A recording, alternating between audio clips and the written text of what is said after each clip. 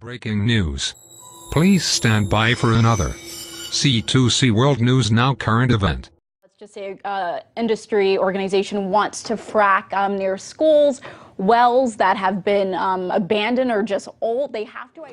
The state of Pennsylvania is putting new fracking regulations in place. The rules are being hailed as a win for environmental groups, although the oil and gas industry isn't reacting positively. Our Ashley Banks joins us tonight to tell us more about this. She's been following the story, the winners and losers and everything. What are these rules, Ashley? Yeah, so these new rules, they allow the state's Department of Environmental Protection to require additional measures if fracking is taking place near public resources. So, for example, let's just say industry organization wants to frack near schools, wells that have been abandoned or just old. They have to identify them and let the government know that they plan on fracking there, because that water could become contaminated. And if it does, these new rules state that the drillers, they have to replace the water supply. How could they do that? That's a tall order. It is.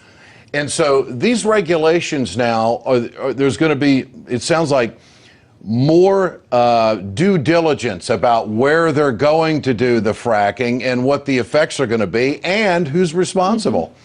So who are the winners in this? The environmentalists have got to be really happy. They are very happy, and by the looks of things, it looks like the residents would be it would be benefiting the residents, but unfortunately, it's not. These residents living in Pennsylvania, where the water is contaminated, they've been having to supply themselves with water, which can become very expensive, and they live in neighborhoods where their housing property value has decreased.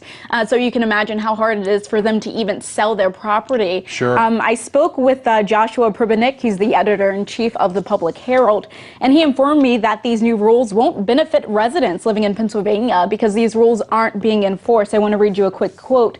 He said the regulations don't go far enough, and the state's environmental protection has been covering up water contamination cases in Pennsylvania, allowing contamination to continue to affect residents so that the oil and gas industry can profit. So it's going to be interesting to see how these residents react if these laws are not enforced. Obviously not good reaction from the oil and gas industry. I mean, natural gas is a big revenue source tax-wise for the state of Pennsylvania.